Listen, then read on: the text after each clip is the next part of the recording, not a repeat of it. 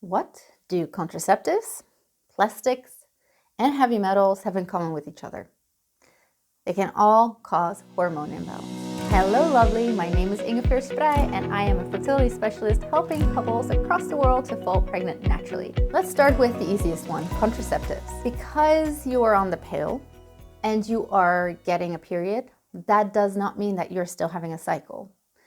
You having a cycle means that you're going through the different phases of a cycle of the hormones estrogen and FSH increasing in the first half of your cycle and maturing an egg, then LH going up, which is luteinizing hormone and which releases the egg, and then progesterone going up. When you are on the contraceptive pill, that doesn't happen. You don't ovulate, because if you would ovulate and you would make love, then you could fall pregnant. And the whole idea of contraceptives is that that doesn't happen. Now, it works in the same way with all of the other hormonal contraceptives, including the coil that has hormones, including the implant or the ring that you might wear vaginally. They all release synthetic hormones to just shut down your entire cycle, your hormonal system. Now, you can imagine that if you then stop the pill, who says that that hormonal system is just going to pick back up again? If you've been telling that hormonal system for a while, which is it's a flow, right? I was going to say machine, but I am against the whole idea of seeing our body as a machine because it's an organism. And yeah, organism is a good word. If you disrupt that organism by saying it can't do one of the things or by flooding it with synthetic hormones, as in this case, then it's no surprise if afterwards that ovulation process doesn't necessarily pick up or doesn't pick up right away. That is why it is very common for it to be said that you should expect about 2 or 3 months before your ovulation reboots again after stopping the pill. But that doesn't even happen for everyone. A lot of women will either not ovulate after the pill at all, or ovulate so irregularly, or their hormone system never really recovers from the flooding of synthetic hormones, that they're just not able to mature an egg properly. They may ovulate too early, or their luteal phase may be too short, meaning that they start having a flow rather than holding on to a pregnancy, or that their endometrial lining doesn't thicken properly enough for an embryo to nest in. Now, those are all the problems that you could potentially have from contraceptives, but we're going to solve that. So you see, that is how contraceptives can affect your hormone system. These synthetic hormones don't just affect those of us that actually take the contraceptive pill.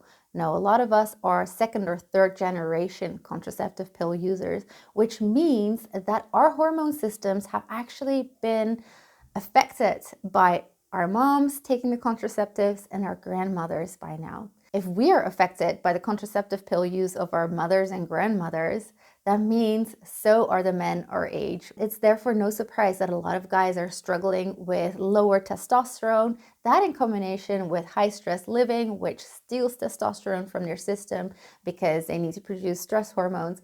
It really isn't a surprise that a lot of guys are struggling with lower quality and lower count sperm, and that they don't have much of a sex drive. On top of that, keep in mind that it is very difficult for our water filtering systems to take hormones out of the water, so we also receive hormones through that. Not to mention, it can come to us through foods as well. Let's move into plastics. How would plastics affect your hormone system?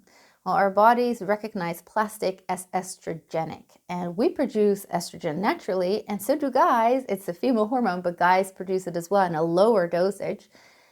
And if our bodies recognize the plastics that leak in our foods and in our water as estrogen, that means our body is flooded with estrogen. Even if it's not truly estrogen, if our body recognizes it as such, it will respond to it that way. The effect of that is that a lot of us become estrogen dominant. And if you're estrogen dominant, that means in that first half of your cycle, you will ovulate too early because estrogen peaks too fast.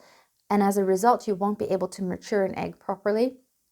And an egg that isn't mature isn't able to merge with sperm properly and then turn into an embryo and then develop into a baby. So if you ovulate earlier than cycle day 10, then you are definitely struggling with estrogen dominance. That is affecting your egg quality so much that it's pretty much impossible to fall pregnant. And as said, guys also have estrogen in their system, but at a lower dosage, because if it is too much, it will compromise their testosterone production. So again, if their systems are flooded with estrogen and the body recognizes it as such, it will lower the production of testosterone, which is essential for maturing sperm and also for making sure there's enough sperm. So it affects both count and quality. And here's the less obvious one, heavy metals.